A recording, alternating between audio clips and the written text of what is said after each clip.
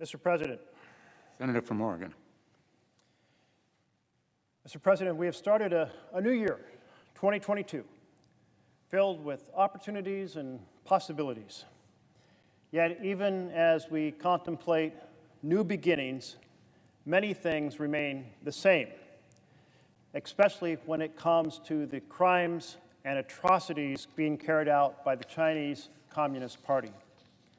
The genocide against the Uyghur Muslims is still ongoing. 1 million individuals enslaved. The attacks on democracy, the silencing of free speech in Hong Kong continue. In fact, it was just announced that one of Hong Kong's last remaining pro-democracy news outlets, Citizen News, is shutting its doors because it cannot continue operations under the current climate of repression under China's national security law. In spite of all that, just 31 days from today, leaders and athletes from across the world will gather in Beijing to celebrate the opening ceremonies of the 2022 Winter Olympic Games. The Olympic Games are meant to inspire, to bring people together, to build a better world, using sports to foster what the Olympic movement describes as a peaceful society concerned with the preservation of human dignity. But China is not using these games to advance human dignity. It is using the games to polish its international image and hide its crimes and abuses. A peaceful society concerning with the preservation of human dignity would not idly stand by and allow its government to silence those who speak out for the rights of their fellow workers. Yet we see that happening time and time again in China. This picture is Fong Ran. He's a 26-year-old PhD student in Hong Kong's university's sociology department, where he studies Chinese labor relations and the Chinese labor movement. It is reported that Fong, while conducting field work on his thesis about labor empowerment in China in his hometown on the mainland last August, was taken into custody by the Chinese authorities under the phrase residential surveillance at a designated location. What is residential surveillance at a designated location? It is a coercive measure that allows authorities to hold individuals for up to 6 months with no access to lawyers, no access to family at all. Apparently, his research, as well as frequent social media posts about workers' rights, sexual harassment, and the displacement of migrant workers, put him on Beijing's radar.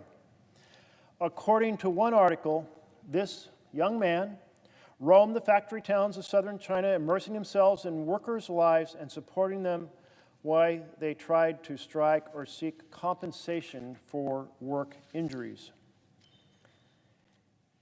Even the fact that he is a loyal member of the Communist Party did not save him from officials' ire. One of his friends said that in the months leading up to his disappearance, Fong had repeatedly been asked to drink tea. Drink tea is a code word for being summoned for questioning and harassment by Chinese security services. It has now been 4 months since the last time he was invited to drink tea, and he has not been seen again. He's been detained because of his advocacy for workers in China.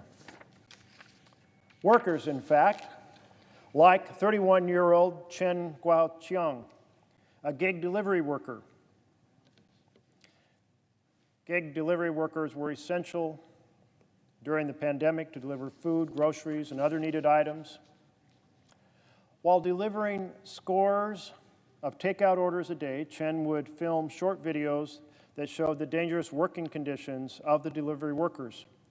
And he used those videos to advocate not just for better pay, but for action against powerful Chinese e-commerce companies that benefit from fostering dangerous work conditions. Whether he intended it or not, this man, driving along on his electric scooter, wearing his bright, windproof jacket, became a rarity in China, a labor leader and organizer. Then suddenly, last February, almost a year ago, he disappeared. Over the course of the COVID pandemic, a movement for labor rights had begun to grow, gain mainstream traction. Delivery workers like Chen, who were lifelines for untold millions, could be seen outside every apartment building, every office building. There were symbols of this growing movement. So in the eyes of the Chinese government, individuals like Chen had to be stopped from advocating in even the smallest way for any sort of collective effort to improve the condition of Chinese workers. So almost a year ago, he was detained, given the catch-all charge of, and I quote, picking quarrels and provoking trouble. So many dissidents in China have been detained over the last few years for picking quarrels and provoking trouble. Because Chen believed, as he said in one of his videos, that, quote, delivery workers are humans too, not robots, though the system wants to make us like cogs in a machine. His case is being handled with great secrecy by authorities. About a month into his detention, friends and supporters began collecting donations to cover his legal fees. They raised about $20,000. But then the Chinese officials contacted every person who donated, warning them not to help Chen. When the officials visited his parents to deliver a notice of his detention, they demanded his father sign the notice, even though it was impossible for his father to read what was on the notice because of several lines being smudged out. So the father had no idea what he was actually acknowledging on that paperwork. Chen, for advocating for improvements in worker conditions, is facing up to 5 years in a Chinese prison. His status, his future are unclear. But I call on the Chinese government, release those you've detained, like this young man who was working to make conditions better for workers in China.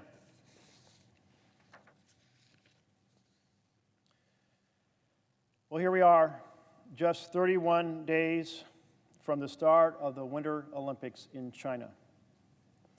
Olympics that the Olympic International Committee says are about a peaceful society concerned with the preservation of human dignity. I say to the Chinese government, wouldn't it be the right thing to do for human dignity to release individuals who have simply spoken up, like these two young men did, for their fellow workers? I say to the International Olympic Committee, wouldn't it be the right thing for you to call on the Chinese government to release individuals like these two young men who have simply spoken up to improve the condition of their fellow workers? Wouldn't that be consistent with human dignity? But I'll tell you what is not consistent with human dignity, and that's Chinese genocide against the Uyghur community, enslaving near 1 million people. What is not consistent with human dignity is striking down the free press in Hong Kong. The slogan of the Washington Post is, "Democracy dies in darkness." And that is the goal of the Chinese government, is to drive a stake through the democratic rights of Hong Kong citizens. As we approach these games, let us not allow the Chinese government and the Communist Party to hide their repression behind the glitz and glamour of Olympic gold. Let's instead dedicate ourselves to calling out time and time again the oppression the Chinese government is engaged in and demand justice that delivers human dignity. Thank you, Mr. President.